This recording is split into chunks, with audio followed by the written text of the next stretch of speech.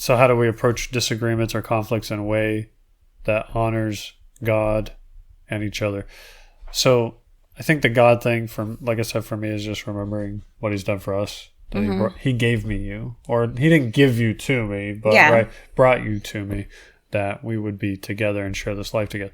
But in honoring you, it's just remembering that, you care a lot about our family. You care about ministry. You care about all these things. Sometimes maybe the way that I see taking care of these things is not the way that you see them. So your interest is good in nature, if that makes sense. So like I understand that, like my intentions. You want, yes, okay. Like you intend to do good, and so sometimes I'm looking at it from a perspective of, well, you're just trying to do too much, or you're trying to do it for the wrong reasons. Whereas I understand that, your intent is not those, or at least I don't believe so. Yeah. I like the verse, Ephesians 4:26 and 27. In your anger, do not sin. Do not let the sun go down while you are still angry, and do not give the devil a foothold. I feel like we've been pretty good in our marriage to apply that verse whenever we argue or have a disagreement, or we are entering into some kind of conflict. Like, it is really important for us to resolve that before we go to bed. I think, one, because you know how much it affects my sleep if if we don't resolve whatever's going on.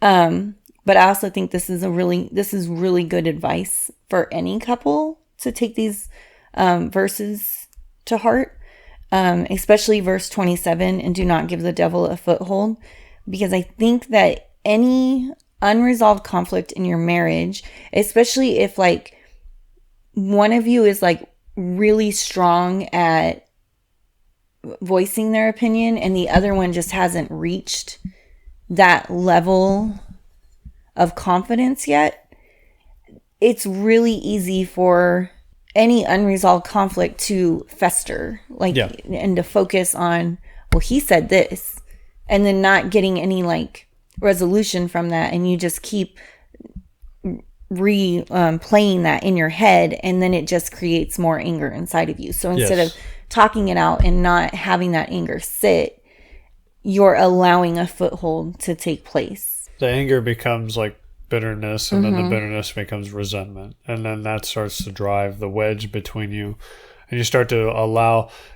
And I think that it's an interesting choice of words, because it just occurred to me that, like when we talk about sin getting a foothold, it's just like a little sliver. Like it just, like if you think about the salesman in the door, right? The foothold is them putting their foot in the door so that they can open the door to sell you something. It's just a visual, but like getting the foothold, it's like if you allow that to not be resolved, then you allow more and more stuff to go unchecked, and it just kind of builds, and then now Satan has an in basically to drive a wedge between you. So I think that this verse is great. I mean, I wouldn't say that we're perfect at it. I mean, we have had nights where we just didn't resolve it, or kind of waited till the morning, or, we resolved it like late at night. So we've had those nights, like rough nights, but you're right. Like just not dealing with it, allowing it to kind of go unresolved or unchecked, it just builds over time, and then you start to think negative things about them or yourself or whatever. And that's, it just gives the enemy just that little bit of basically to tear you apart. Yeah. So, yeah, that's a good verse. And lifting each other up. I think that when we enter into conflict resolution with each other, humbling ourselves to see the situation from the other person's point of view has helped us not stand so strong in my way or the highway. I think it's really helped us break down some of those walls of, well, this is my opinion, and that's, nothing's going to change that. Like it allows us room for growth on both sides. but we both have to get to the point where we are entering into that space, if that makes sense. We're able to be corrected. Like, yes. Yeah. Which takes time and growth and patience with each other.